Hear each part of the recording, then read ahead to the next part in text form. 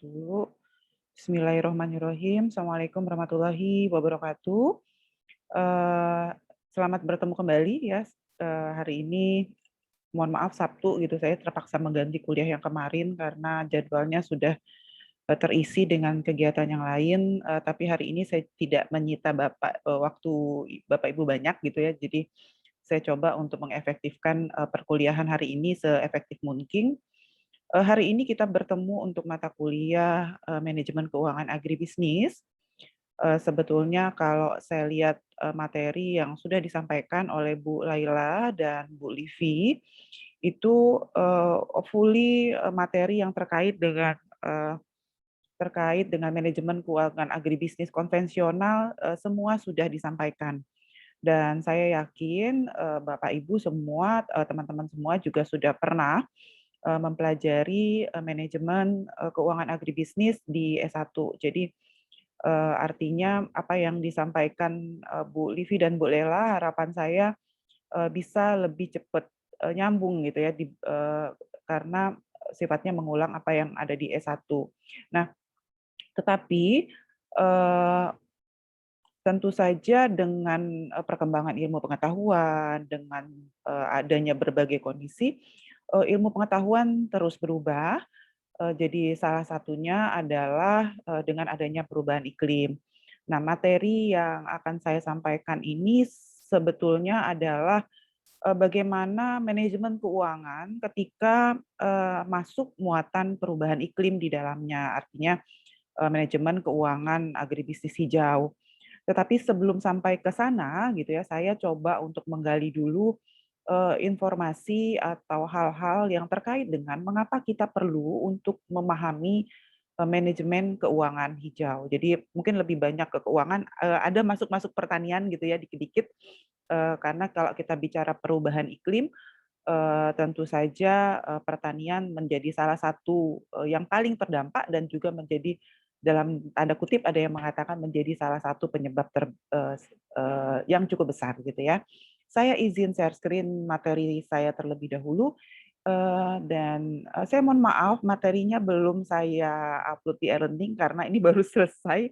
Jadi, materi ini baru dibuat karena baru ada tahun ini gitu ya dan karena ruhnya ingin mencoba membangun, pemahaman, terkait bahwa kalau kita, ketika sebuah perusahaan sudah mengadopsi, sudah mengadopsi perubahan iklim di dalamnya, tentu saja akan ada perubahan, pengelolaan keuangan. Tetapi, sampai saat ini sejauh yang saya pahami adalah, komponen-komponen keuangan yang disampaikan oleh Bu Livi ketika mempelajari, ketika menyusun laporan keuangan, laba rugi, neraca dan sebagainya, cara menyusunnya tidak, menurut saya tidak berubah, tetapi komponen-komponen penyusun yang ada di dalamnya yang akan berubah karena kita memuat memuat hal-hal yang berkaitan dengan, perubahan iklim. Jadi, salah satu, bentuk adaptasi perusahaan dalam konteks perubahan iklim kalau sekarang itu ada sertifikat proper misalnya gitu ya. Jadi,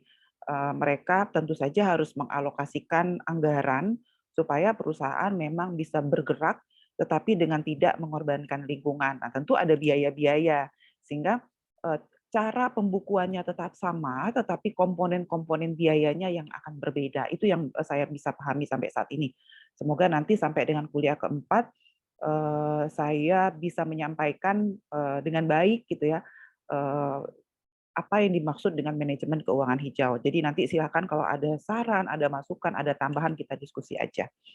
Hari ini, materi saya itu mengenai pengantar keuangan agribisnis hijau. Jadi kenapa, kita harus bicara tentang keuangan hijau ya. Jadi, ada 2 bagian materi saya. Yang pertama adalah latar belakang dan motivasi perlunya inisiatif, keuangan hijau dan nanti tantangan dan peluang yang akan dihadapi Indonesia, sehingga nanti kita perlu menyusun kebijakan-kebijakan keuangan hijau. Jadi, hari ini saya akan bicara pengantar inisiatif keuangan hijau, minggu depan insya Allah saya akan sampaikan terkait dengan kebijakan-kebijakan yang sudah dilaksanakan Indonesia terkait dengan keuangan hijau dan di pertemuan ketiga dan keempat dengan saya, kita baru akan masuk mengenai manajemen keuangan hijau di tingkat perusahaan. Saya mulai dulu dengan isu terkait dengan perubahan iklim dan bagaimana perubahan iklim itu kemudian mempengaruhi stabilitas keuangan. Yang pertama, kita sudah sama-sama menyadari bahwa kenaikan emisi karbon itu telah mendorong kenaikan suhu bumi, sehingga menyebabkan terjadinya perubahan iklim yang berpotensi. Jadi kalau selama ini kita berpikir bahwa perubahan iklim itu bisa, mohon maaf. Oke, selama ini kita berpikir bahwa perubahan iklim itu hanya mengganggu pendapatan petani, sifatnya mikro gitu. Bahkan dalam konteks yang lebih jauh, perubahan iklim itu bisa mengganggu stabilitas moneter dan keuangan. Nah, inilah eh, ide dasar gitu ya, kenapa perubahan iklim itu perlu masuk di dalam pengelolaan keuangan. Nah, seperti kita ketahui bahwa emisi karbon itu meningkat dengan sangat cepat, jadi emisi karbonnya meningkat sangat cepat. Kemudian suhu bumi juga meningkat ya, kenaikan suhu global. Nah, apa dampak dari kenaikan suhu ini? Jadi tentu di sini saya coba ambil dari IPCC ya. Jadi ada kenaikan suhu bumi 1,5 sampai 2 derajat Celcius itu pada persentase populasi yang terkena dampak gelombang panas itu bisa, kalau dia 1,5 derajat saja kenaikannya 14%, tetapi kalau naik setengah derajat dari 1,5 menjadi 2%, persen populasi yang terdampak gelombang panas itu sampai 37%. Lalu laut kutub utara tanpa es di musim panas itu biasanya kalau dia 1,5 derajat itu adalah tiap 100 tahun, tetapi begitu dia naik menjadi 2%, 2 derajat Celcius itu akan mengakibatkan laut di kutub utara tanpa es di musim panas itu tiap 10 tahun. Ya, kenaikan permukaan laut 0,5 meter dan 0,6 meter, penurunan hasil 1,5 juta. Ketika dia naik dari 1,5 derajat menjadi 2 derajat itu bisa sampai 3 juta ton. Penurunan hasil panen ya untuk pertanian itu 3% menjadi 7%, kepunahan tanaman 8% menjadi 16%, kepunahan hewan 4% menjadi 8%, dan kepunahan terumbu karang di laut itu sekitar 70 sampai 90%, dan bahkan ketika suhu bumi naik 2 derajat Celcius, kerusakannya bisa 99% bahkan sampai 100%. Jadi rusak betul-betul punah. Artinya apa? Ada 2 risiko yang kita akan hadapi ketika kita bicara perubahan iklim. Yang pertama adalah risiko fisik, di mana terjadi gangguan produksi dan distribusi bisa akibat banjir, akibat badai, gelombang tinggi, dan kekeringan. Juga bisa ada risiko transisi. Jadi risiko yang muncul ketika kita menuju konsep-konsep pembangunan yang rendah karbon akibat penundaan pencapaian rendah karbon. Lalu kenaikan biaya akibat penurunan nilai aset karena instabilitas keuangan dan keterbatasan akses dana. Nah, 2 hal ini akan tidak hanya berdampak kepada sektor mikro, tetapi juga makro, terutama sektor ekonomi makro yang akhirnya mengarah kepada instabilitas moneter dan instabilitas sistem keuangan. Jadi dua-duanya mengakibatkan pada instabilitas moneter dan keuangan. Jadi kalau di yang ngambil mata kuliah nilai tambah, kita bicara perubahan iklim itu ternyata berdampak secara mikro gitu, sehingga kita perlu menyusun alternatif nilai tambah dari produk-produk yang dihasilkan supaya produk kita itu bisa panjang umur ekonomisnya, jadi kita tidak merusak lingkungan. Nah, kalau di sini kita membahas bagaimana perubahan iklim itu ternyata juga berkaitan dengan sektor keuangan. Ya, cuaca ekstrim juga telah menimbulkan perubahan yang besar pada perekonomian. Jadi tanpa upaya mitigasi, ini mungkin sudah sering dilihat ya, tanpa upaya mitigasi maka potensi kerugian akibat cuaca ekstrim akan terus bertambah secara eksponensial. Jadi ini adalah grafik dari tahun 2000 sampai 2020 yang menggambarkan akumulasi kerugian ekonomi global akibat cuaca ekstrim dengan berbagai macam penyebabnya. Ya, dengan berbagai macam penyebabnya. Nah, proyeksi biaya akibat cuaca ekstrim itu seperti apa? Kalau kita tidak melakukan adaptasi terhadap perubahan iklim, maka ini biayanya yang merah akan terus meningkat. Kalau kita melakukan adaptasi terhadap perubahan iklim secara spontan sampai dengan tahun 2024 itu dia ya biayanya masih naik ya, tetapi tidak setinggi kalau kita tidak melakukan apa-apa, jadi spontan adaptasi saja. Tetapi kalau kita melakukan perubahan yang besar, melakukan proses adaptasi dan mitigasi yang baik terhadap perubahan iklim, maka biaya akibat dari perubahan cuaca ekstrim itu akan terus menurun. Nah ya, jadi kita sekarang ini mencoba gitu, kita sebetulnya mencoba untuk eee beradaptasi dengan supaya menjadi climate resilient development. Jadi dengan eee, situasi perubahan iklim yang sangat besar. Nah, PDB dunia juga berpotensi untuk turun gitu ketika terjadi perubahan iklim. Turunnya berapa persen? Kalau di dunia diperkirakan sekitar 18% dampak dari perubahan iklim itu terhadap PDB. Jadi, kalau dari data yang, saya peroleh, kalau di Cina itu bahkan, bisa berpotensi kehilangan PDB-nya 24%, sementara Amerika Serikat dan Eropa itu bisa kehilangan PDB 10-11%. Atau kalau di sini ada tabel, ini ada sumbernya ya, saya nanti bisa dicari ya sumbernya. Kalau dia bisnis as usual, artinya kita tidak melakukan apa-apa terhadap perubahan iklim untuk menahan kenaikan suhu bumi, maka suhu bumi itu akan naik sampai dengan 3,2%. Bayangkan tadi kalau 2% saja kondisinya sudah sangat parah, bagaimana kalau kenaikan suhu buminya 3,2% dan penurunan PDB global itu 18%. Kalau kita melakukan sedikit tambahan ya, sedikit tambahan, maka suhu bumi naik 2,6%, PDB-nya turun 14%, kita mulai melakukan banyak kebijakan, ya maka suhu buminya naik 2%, PDB turun 11%, dan kalau kita melakukan kebijakan optimal sesuai dengan Paris Agreement, maka suhu bumi akan turun di bawah 2% dan dampak terhadap penurunan PDB-nya 4%. Bapak Ibu, teman-teman, selama saya mengajar, jika ada yang ingin ditanyakan, langsung silahkan raise hand. Jadi tidak usah menunggu saya selesai mengajar ya. Jadi supaya nanti nggak lupa apa yang ditanyakan. Jadi silakan raise hand. Jadi silakan langsung bertanya. Nanti kita diskusikan jawabannya. Nah, yang sebelah kanan ini adalah eh, penurunan ya GDP ya karena yang berapa derajat tadi terhadap PDB, yang di atas itu adalah yang abu-abu ini adalah penurunan GDP Indonesia, proyeksi penurunan GDP Indonesia. Dan kerugian yang ditimbulkan oleh perubahan iklim, beberapa hasil riset menunjukkan bahwa ternyata kerugian karena perubahan iklim itu lebih tinggi dibandingkan dengan krisis keuangan global atau bahkan pandemi COVID-19.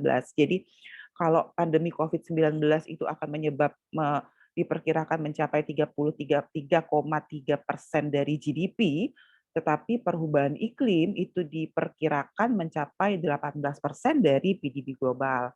Bila tidak ada aksi, jadi apabila tidak ada aksi untuk membatasi kenaikan suhu bumi atau business as usual, tadi sudah disampaikan di sebelah, bahwa suhu bumi bisa naik 3,2% dan kerugian penurunan PDB-nya bisa mencapai 14%. Nah, mohon maaf, apabila kenaikan suhu bumi dapat ditahan mencapai kurang dari 2% sampai dengan 2050, maka kerugian PDB kita dapat ditekan sampai dengan 4%. Ya.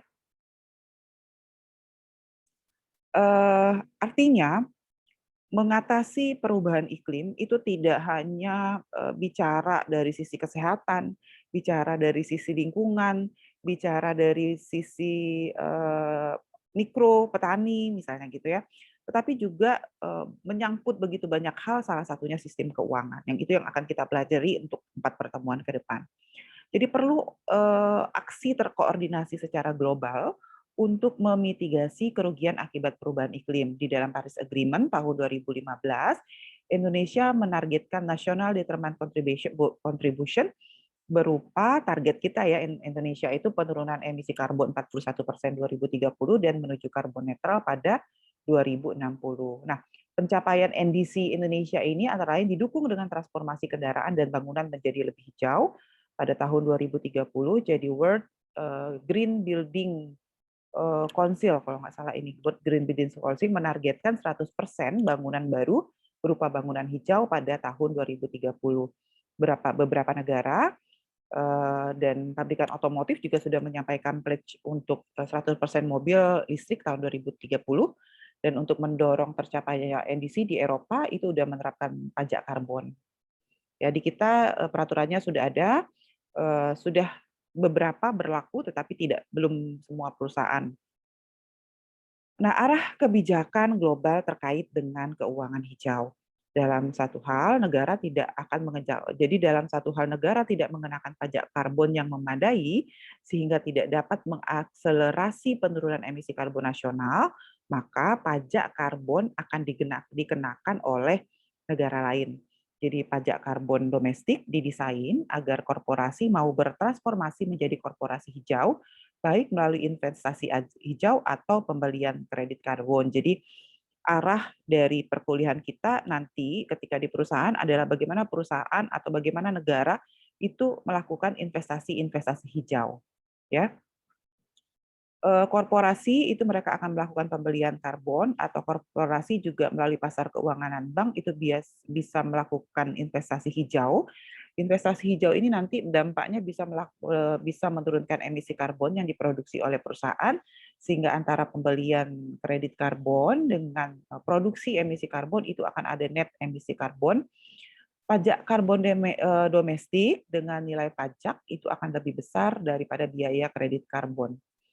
Nah, net emisi karbon itu akan menjadi pajak karbon untuk negara lain, jadi pajak karbon global didesain untuk mendorong partisipasi semua negara pada keuangan hijau. Jadi apa saja yang dilakukan gitu, bisa saja pajak karbon atas barang impor, pajak karbon atas aktivitas barang korporasi di negara lain, bisa juga pajak karbon atas investasi korporasi di negara lain, pajak karbon atas pembiayaan korporasi di negara lain, bentuknya utang luar negeri ya.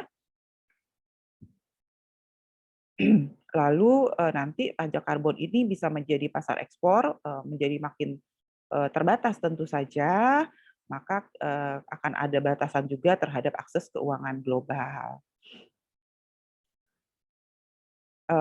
Bisa melalui perhitungan di sini kalau peraturan pemerintah yang diterbitkan terkait dengan perhitungan emisi karbon itu bisa juga yang di kanan ini masuk ke dalam skop 3. Jadi pajak karbon tambahan. Nah, ada risiko transisi, jadi risiko dari sisi investasi, risiko dari sisi ekspor, risiko dari sisi akses keuangan.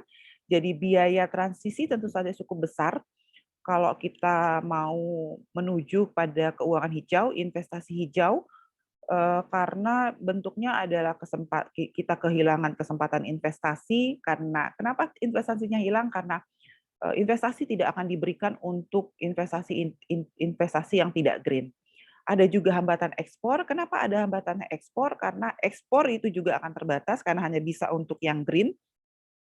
Keharusan perusahaan untuk menghasilkan produk hijau, keterbatasan akses keuangan global. Kenapa terbatas akses keuangannya? Karena perusahaan yang kita kelola belum menerapkan konsep green, serta dan hal-hal ini sudah mulai terjadi sekarang. Jadi ada resiko transisi sebuah perusahaan ketika dari belum green kemudian akan menuju ke green, itu ada beberapa resiko kesempatan investasinya hilang, nggak bisa ekspor, kewajiban untuk menghasilkan produk hijau, kemudian tidak bisa mengakses keuangan global, tidak bisa mendapat pinjaman dari global karena belum hijau perusahaannya, dan ini udah mulai terjadi.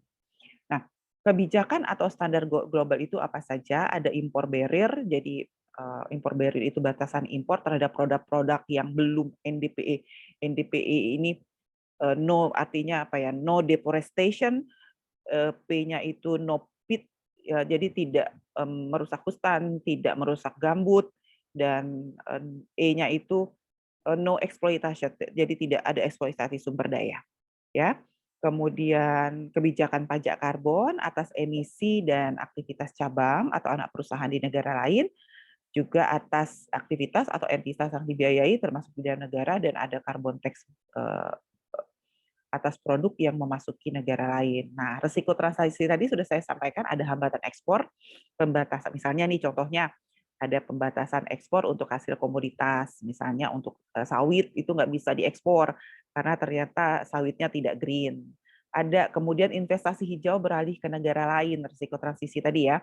Investasi industri pendukung ekonomi rendah karbon juga beralih ke negara lain akibatnya, karena kita masih transisi terus kita belum bisa memenuhi syarat-syarat green.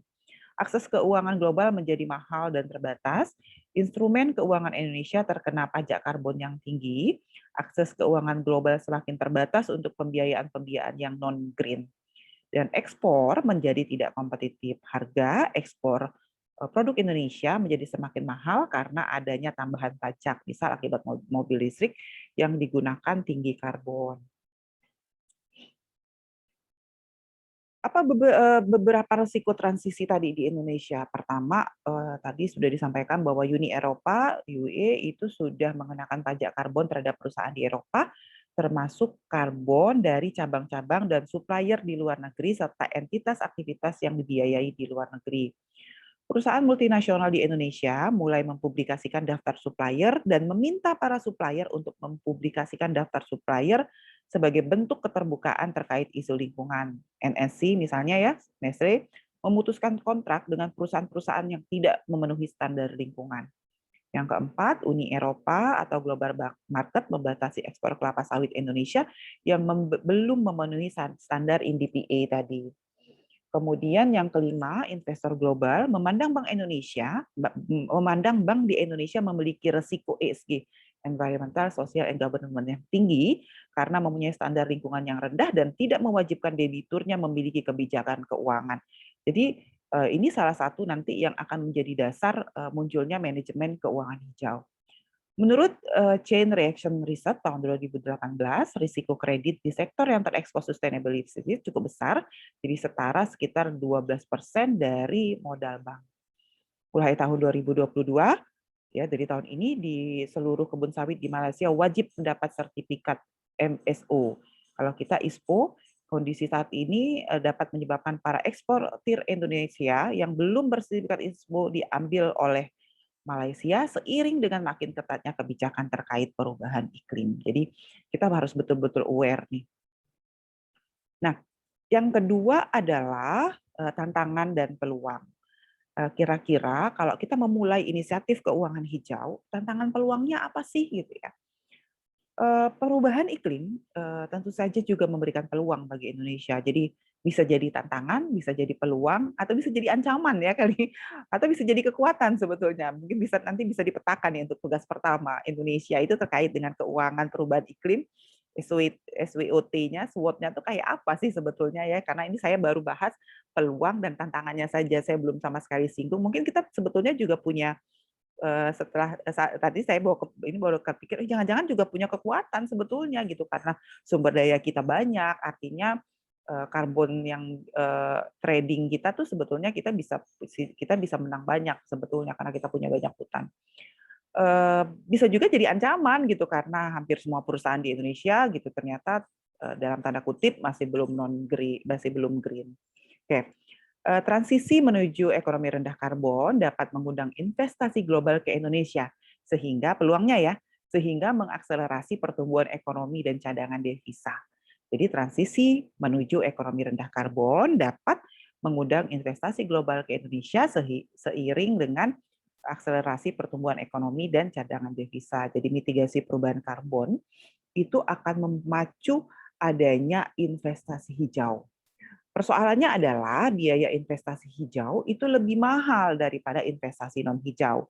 Jadi nanti kalau dia investasi hijau non hijau itu dia akan menghasilkan perusahaan hijau, proyeknya hijau ya, proyeknya hijau dan akan menghasilkan perusahaan hijau dan proyek hijau ini akan melakukan kegiatan-kegiatan untuk pendanaan hijau.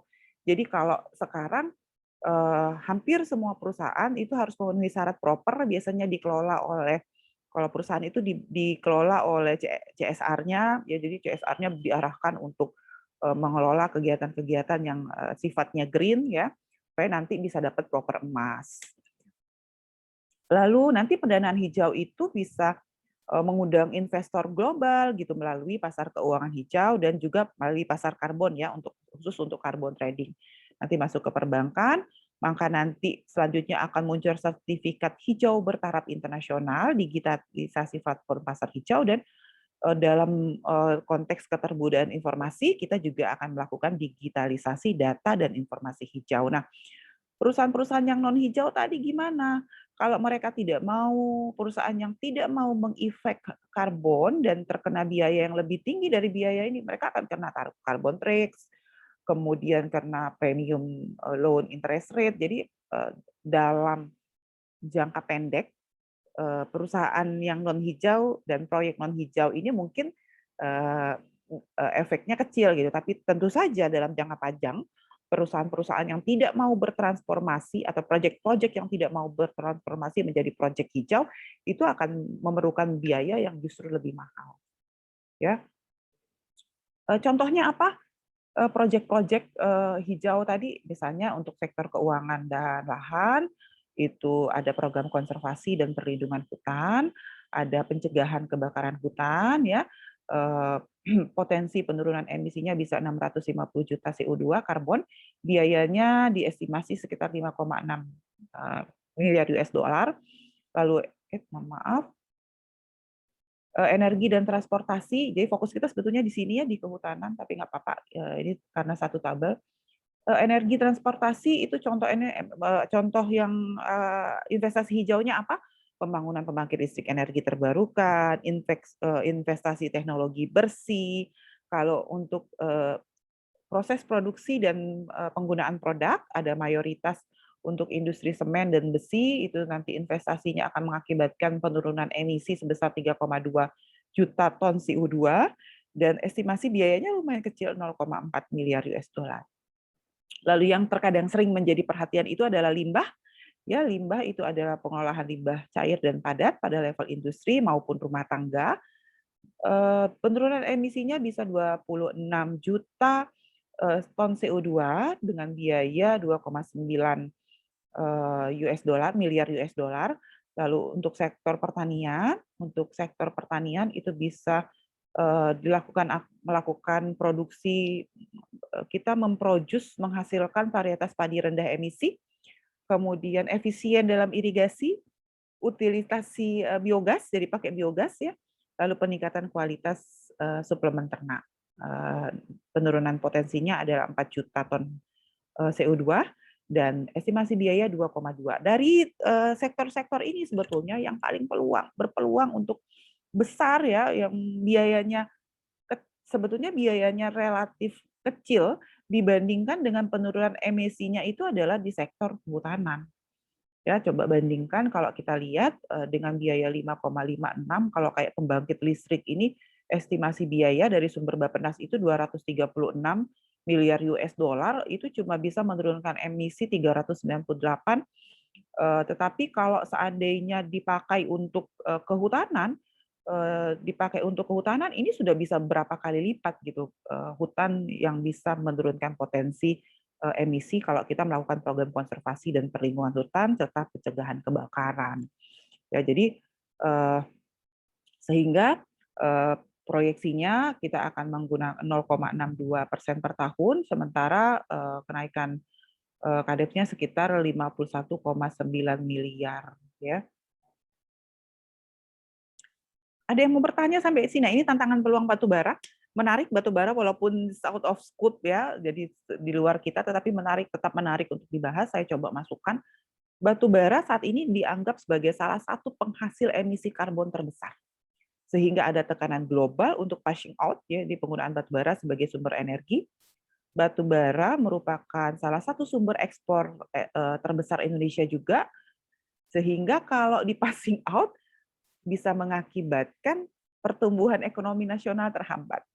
Ya, di negara maju dengan bisnis as usual dengan pembangkit listrik tenaga nuklir serta energi terbarukan, penurunan emisi karbon dari bau menjadi sulit. Jadi pembelian karbon atau carbon trading menjadi salah satu cara untuk mencapai target penurunan emisi karbon bagi negara maju. Sementara di Indonesia dengan bisnis as usual, dengan banyak pembangkit listrik tenaga uap dari batubara ya bahan bakunya, dengan emisi mencapai 0,96 kg CO2 per kWh, maka dengan teknologi carbon capture and storage itu berpotensi menurunkan emisi karbon sampai 87,5%, menjadi 0,12 kg CO2 per kWh. Nah, kelebihan penurunan emisi karbon ini dapat dijual sebagai carbon trading yang untuk negara-negara maju yang sudah kesulitan untuk menurunkan emisi karbonnya. Sawit bagaimana? Nah, ini yang coba. Minyak sawit ya dianggap sebagai salah satu perusak lingkungan sehingga ada tekanan global untuk pembatasan kelapa sawit walaupun sekarang sudah mulai isu negatifnya sudah mulai hilang ya dengan seiring dengan meningkatnya ekspor kelapa sawit di negara maju dengan bisnis as usual dengan perkebunan minyak nabati yang sangat luas. Produktivitas perkebunan non sawitnya sangat rendah, membutuhkan tambahan lahan yang sangat luas untuk memenuhi demand di masa depan. Kebutuhan minyak nabati global di masa depan lebih optimal dipenuhi oleh minyak sawit agar tidak menambah luas lahan secara signifikan. Di Indonesia perkebunan kelapa sawitnya sangat luas, produktivitas kelapa sawitnya sangat tinggi, pangsa luas lahan di kisaran 5 sampai 5,5% dari total perkebunan minyak nabati global, namun bisa memenuhi 40% kebutuhan minyak nabati global. Emisi karbonnya 1,2 ya dan tidak berbeda jauh dengan kedelai ya dengan rapeseed dan juga groundnut. Kemudian isu minyak sawit itu lebih kepada deforestasi, feed dan exploitation yang NDPA tadi dalam bentuk pembukaan lahan kelapa sawit. Dengan demikian untuk bisa sawit kita bersaing maka sertifikat ISPO, peremajaan dan hilirisasi diharapkan dapat menjadi kunci keberlangsungan minyak kelapa sawit kita ke depan. Jadi kemudian tantangan dan peluang untuk kebutuhan investasi. Transisi hijau tentu membutuhkan investasi yang sangat besar. Indonesia kita sedang menuju ke sana.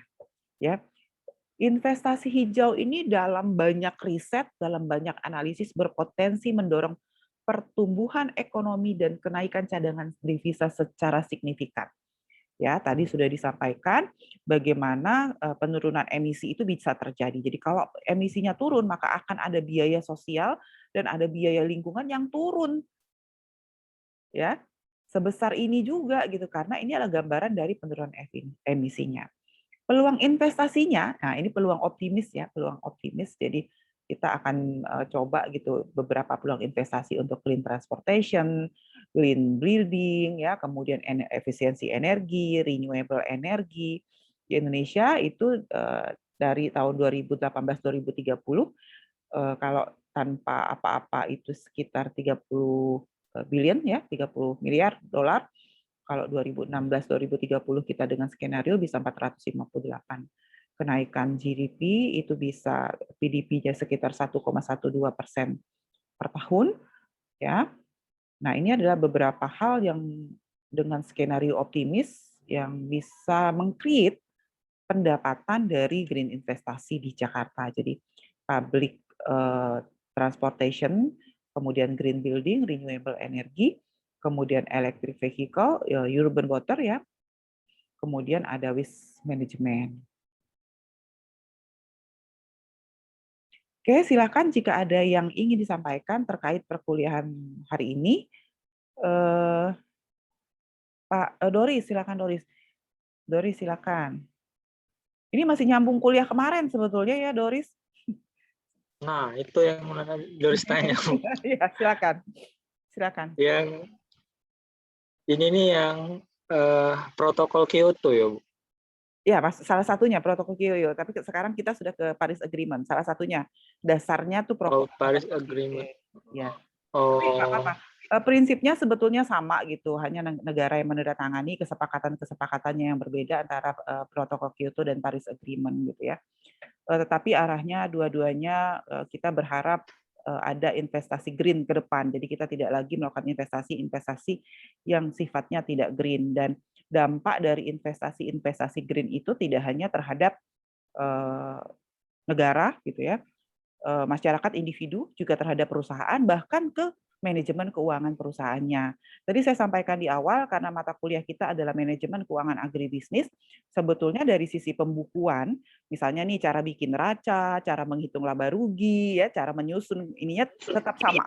Tetapi komponen-komponen yang dihitung yang akan berbeda. Jadi kalau di dalam komponen neraca itu ada investasi untuk waste management, kalau selama ini tidak ada waste management dengan baik, maka akan ada tambahan waste management. Kemudian ada investasi untuk membangun pengolahan unit-unit tambahan. Misalnya kalau kemarin kita bicara ada pengolahan kulit jeruk, kalau di industri apa kemarin minuman jeruk ya, itu kulit jeruknya terbuang, maka akan ada tambahan biaya untuk mengolah limbah kulit jeruk itu menjadi berbagai produk ya, salah satunya yang akan dihasilkan Agus misalnya.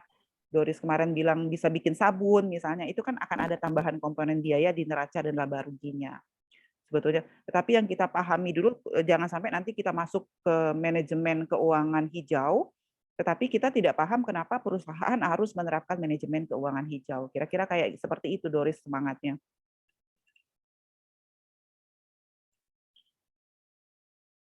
Nggak terdengar Doris suaranya. Iya Bu. Jadi pertanyaan Doris itu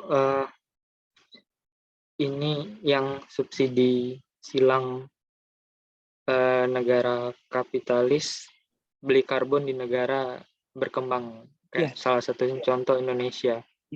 Nah, yang biasa main ini nih Bu, Doris kurang pahamnya itu alur birokrasi bisnisnya itu NGO atau mereka lari ke pemerintah karena atau perusahaan mereka itu langsung investasi mendirikan perusahaan di Indonesia Bu, biasanya karena ini kan sesuatu yang ditenderkan kayak itu. Oke, bentar ya, tadi saya buka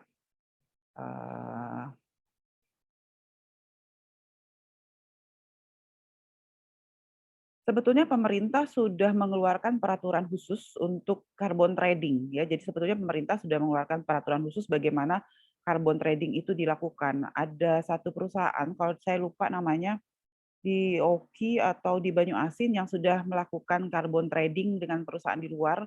Ya, jadi sebetulnya sudah jalan. Oki ya, kalau tidak salah Oki ya. Iya, perusahaan Jepang. Perusahaan Jepang ya, jadi sudah melakukan nota kesepakatan terkait dengan perdagangan karbon. Saya lupa namanya apa gitu di Indonesia itu. Jadi sebetulnya dalam konteks aplikasi sudah jalan, pemerintah juga sudah mengeluarkan peraturan pemerintah terkait dengan bagaimana carbon trading itu dilakukan. Sebetulnya seperti itu, Dora. Jadi tinggal kita menyepakati prinsip-prinsip dari carbon trading-nya. Gitu. Jadi ada hutan yang sama sekali nggak boleh dibuka ya, kan kesepakatannya seperti itu. Karena kan dari hutan itu nanti akan diproduksi karbon sekian, kemudian disepakati, lalu negara donor dari Jepang akan bayar ke Indonesia. Gitu. Tergantung dari nilai karbon yang dihasilkan. Secara hitung-hitungan tetap pemerintah ya, Bu? Iya, tetap pemerintah. Karena kan tetap pemerintah akan kembali masuk Doris, kembali nanti dari pemerintah masuk ke perusahaan. Kayaknya gitu ya, Doris. Saya belum lihat betul, saya belum mempelajari betul bagaimana prinsip carbon trading itu dilakukan di Indonesia. Mungkin ada yang sudah pernah mempelajari, silakan mungkin ditambahkan terkait dengan apa yang ditanyakan Doris. Saya belum memahami betul bagaimana prinsip carbon trading itu sebetulnya. Silakan kalau ada yang pernah baca atau pernah melakukan atau pernah riset, kita diskusi.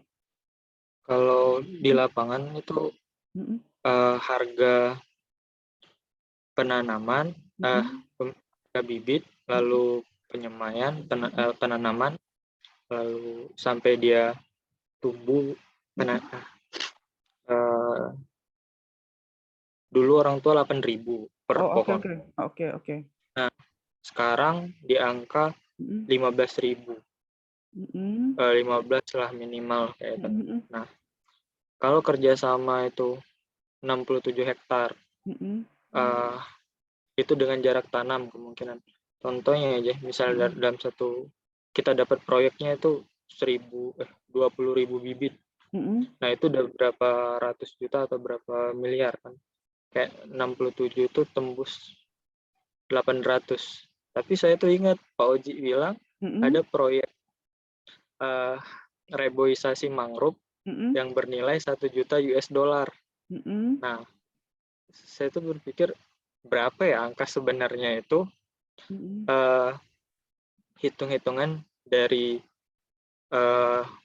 masuknya itu kerjasama Indonesia sampai turun sampai ke yang terjadi di orang tua itu praktisinya kan, Bu, pelaku Ternyata penanaman. cuma 15.000 gitu ya? Ternyata nyampe ke Iya, Bu. bawahnya itu. Nah, itulah Doris tuh penasaran dengan Oh, oke. hitungan itu Berarti kemarin tuh. oke, paham saya. Berarti Doris harus ditelusuri mulai dari peraturan pemerintahnya. Karena pasti Kementerian KLHK itu punya perhitungan-perhitungan resmi terkait dengan bagaimana carbon trading itu dihitung, kemudian bagaimana manajemen kelembagaannya sampai ke bawah. Kalau menurut saya seperti itu. Berarti mainnya ke KLHK, Bu, itu? Mainnya ke KLHK, kemudian kita nanti Doris bisa bandingkan, kalau nilai real kan ada nih perhitungan dari jurnal-jurnal internasional yang kemarin saya tunjukkan, bahwa nilai karbon itu harusnya berapa, sebanding nggak dengan yang nilai yang diberikan oleh pemerintah langsung ke orang yang punya lahan, kan gitu. Kalau dia lebih kecil kan berarti bisa menjadi dasar bagi kita untuk melakukan review, kan kalau kita riset itu kita bisa beri masukan kepada pemerintah. Bagus kalau sudah ada pengalaman praktis seperti itu. Jadi kita tinggal bandingkan aja bahwa secara nasional harusnya perhitungan karbon itu sekian. Berarti ada biaya transaksi di Indonesia itu sekian gitu. Jadi selisih antara yang real, yang harusnya gitu dengan yang diterima itu kan ininya biaya transaksi itu biaya transaksinya berapa persen itu besar sekali berarti jadinya kalau pemilik lahan ternyata hanya menerima 15.000. Gitu. Oke. Maksud Doris, apakah memungkinkan carbon trading-nya itu langsung antara si pemilik lahan dengan negara dengan Jepang gitu misalnya ya? Lebih kayak kalau persentase itu tahu, Bu, hitung-hitungannya, Oh, oke, bukan oke. ngikut-ngikut aja kan. Oh, Kayak iya, iya, iya, harga iya. pasaran sekarang segini, kalau di bawah Nah, tuh, Bu, iya. Ya, mereka kemarin nggak berdasarkan data kayak itu. Cara ngitung karbon kurang paham. Oh, iya. Oh, itu jadi dasar Doris minta saya share bahan kemarin ya berarti ya? Oh, oke, oke. Ya. Ada lagi yang ingin ditanyakan? Jadi sebetulnya bisa kita rujuk dari banyak jurnal bagaimana satu CO2 itu dinilai secara ekonomi. Ya. Oke, ada lagi silakan yang ingin bertanya, ada Mbak Beta, ada Mbak Rati, ada Mbak Sabil, ada Pak Iman, ada Pak Zamzami. Yuk, Tiara, ini Meiza, ini yang fresh graduate semua nih ya. Silakan Fitri, Muhammad Isnaini, Pak Muhammad Isnaini. Ayo silakan. Ini yang matiin kamera ini ada di kelas kan ya? Ada, Bu. Oh iya. Ada, Bu. Oke, silakan. Ada yang mau tanya nggak? Hosi?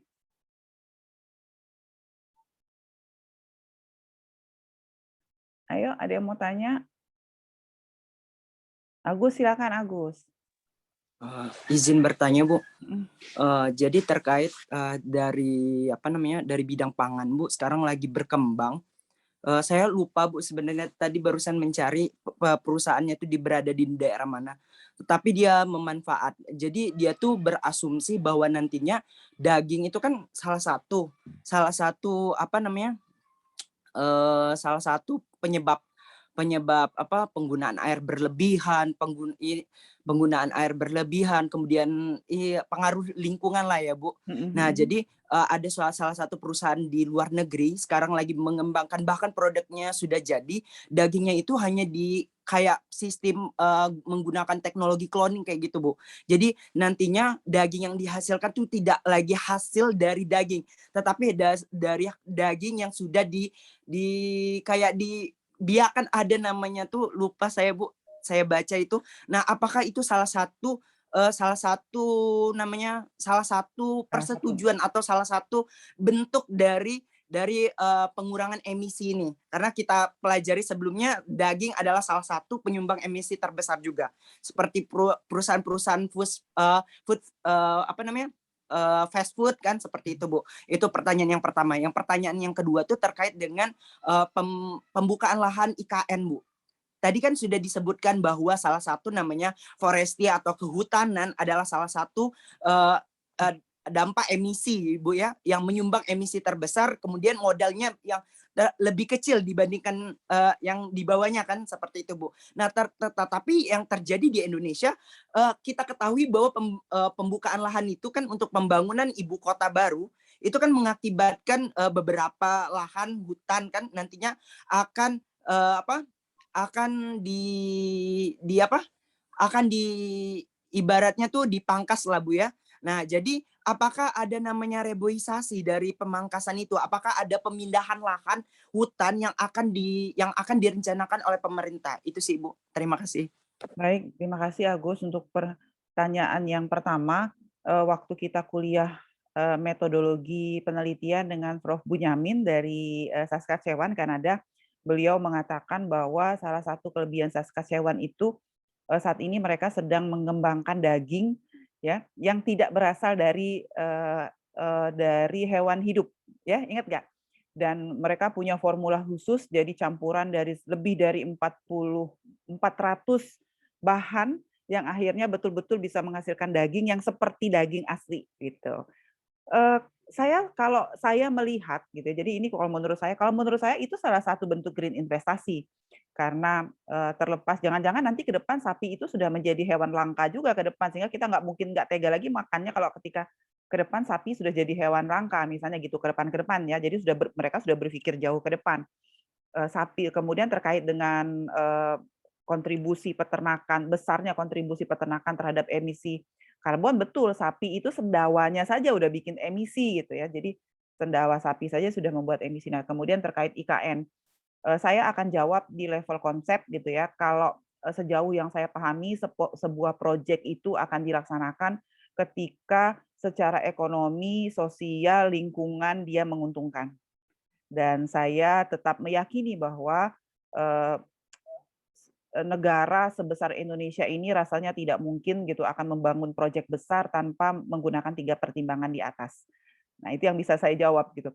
Dan rasanya saya pernah nonton juga di TV gitu, yang pertama kali dilakukan di IKN itu sebelum pembangunan adalah penanaman kembali. Kalau menurut saya seperti itu yang betul langsung disampaikan oleh Menteri Kehutanan Siti Nurbaya, Lingkungan Hidup. Ada yang mau tanya silakan. Pak Iman mungkin mau nambahin. Pak Johan, ada Pak Isna ini. Kita diskusi aja ini. Kalau sudah S2 itu sebetulnya peran dosen sudah berkurang ya. Jadi eksplorasi itu banyak dilakukan oleh mahasiswa. Silakan. Kalau ada yang mau diskusi lagi, nggak apa-apa.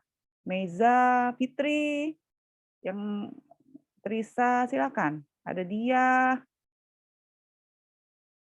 Mutiara ini yang ayo, ada yang ingin bertanya? Pak Zamzami, ada yang ingin ditanyakan Pak Zamzami? Oke, Dini nggak mau tanya, Dini? Nggak ada. Oke. Kalau tidak ada, Pak Iman, nggak ada yang ingin disampaikan? Kalau dari karbon memang saya belum terlalu ini Bu ya, belum terlalu bukan familiar sih mengetahui secara detail. Memang ada beberapa yang saya tahu memang ada keterlibatan pihak luar, terutama yang dibilang sama Mas Doris. Yang saya tahu itu Bu, memang dia bisa dari pemerintah, tapi lebih banyak dia itu ke NGO Bu. Misalnya kayak SNV yang untuk khusus karet Bu ya, gunakan SNV, terus apalagi ya, itu perusahaan-perusahaan Jerman maupun Belanda gitu kan. Jadi memang mereka membayar kompensasi lah gitu kan untuk menjaga lingkungan kita gitu kan. Cuma memang terkait besaran ini sangat bervariasi karena setiap luasan setiap komoditas juga memiliki carbon trading yang berbeda-beda. Misalnya karet misalnya Bu, karet dia memiliki karbon berapa gitu kan. Dan sementara karet hutan dan karet kan di tingkat petani juga beragam Bu. Ada yang dia hutan karet, ada yang perkebunan karet maupun yang lainnya. Jadi itu juga akan berbeda-beda. Jadi penilaian juga pun akan berbeda-beda gitu. Nah, itu sih yang menurut saya Bu. Nah, selain itu juga memang dari kalau pemerintah juga melalui pemerintah juga ada Bu, karena itu programnya seperti Ibu bilang ada ada insentif pendanaan dengan biaya yang murah. Nah, memang ada beberapa persyaratan Bu. Kita kemarin sempat mengikuti itu, namun dia lebih ke perkebunan kayak hutan sosial itu Bu. Jadi memang benar-benar lebih ke pengaman lingkungan, hutan pengaman lingkungan. Nah, itu dari Bappenas ke KLHK memang Bu. Jadi dari situ ada pendanaan untuk melakukan semacam pendanaan replanting, namun yang berbasis tanaman kehidupan. Perusahaan-perusahaan ini banyak Bu yang melakukan ini, pendanaan ini, seperti yang di Musi Banyuasin itu, kalau nggak salah saya itu BSS Bu, itu sudah juga mengikuti program itu dan mendapatkan dana lah gitu dengan insentif bunga yang sangat rendah gitu. Jadi daripada dia membelikan meminjam dana dari luar, dia mendapat dapat diskon harga, diskon bunga gitu Bu. Jadi kelebihan-kelebihan itu yang didapatkan. Nah, ini mungkin sharing aja Bu ya, berbagi yang saya tahu lah gitu. Nah, ada juga yang kalau ISPO memang ada yang karena kan dia lebih seperti yang Ibu bilang tadi, kalau dari segi tradingnya itu kan nggak terlalu jauh beda sama Sobin yang ada di Eropa. Namun kalau yang kita lihat ini seperti ini memang isu-isu ekonomi saya rasa ini Bu, untuk menghambat karena itu saingannya kan dengan sawit. Jadi memang di sisi lain yang seperti Ibu bilang tadi itu lebih ke deforestasi, jadi perusakan lingkungan, karena dari hutan diubah menjadi satu komoditas tunggal gitu, hanya karet, hanya sawit. Sementara kalau misalnya hutannya kan banyak banyak beragam. Itu aja sih yang menurut saya. Namun ini juga dilakukan seperti kebijakan-kebijakan ISPO itu seperti tidak lagi menggunakan para kuat Bu. Jadi sekarang perusahaan-perusahaan sawit yang sudah menerapkan ISPO itu tidak dibolehkan menggunakan para kuat karena akan mematikan, seperti kayak kita memancing dengan menggunakan strum. Jadi itu akan mematikan diversifikasi hayati yang ada di situ menjadi lebih tidak seragam. Mungkin itu dulu Bu yang saya ketahui. Nanti kalau misalnya ada informasi-informasi ya mungkin bisa sharing lagi. Terima kasih Bu. Baik, terima kasih Pak Iman sharingnya. Ada yang ingin sharing lagi? Irfansyah? Silakan. Belum Bu. Belum. Mbak Beta? Mbak Rati? Belum? Oke, jika belum, mungkin terima kasih yang sudah menyampaikan pertanyaan, menyampaikan pendapat, yang sudah hadir kuliah hari ini. Selamat berpuasa. Saya tutup kuliah kita hari ini dengan ucapan Alhamdulillah. Wassalamualaikum warahmatullahi wabarakatuh. Waalaikumsalam.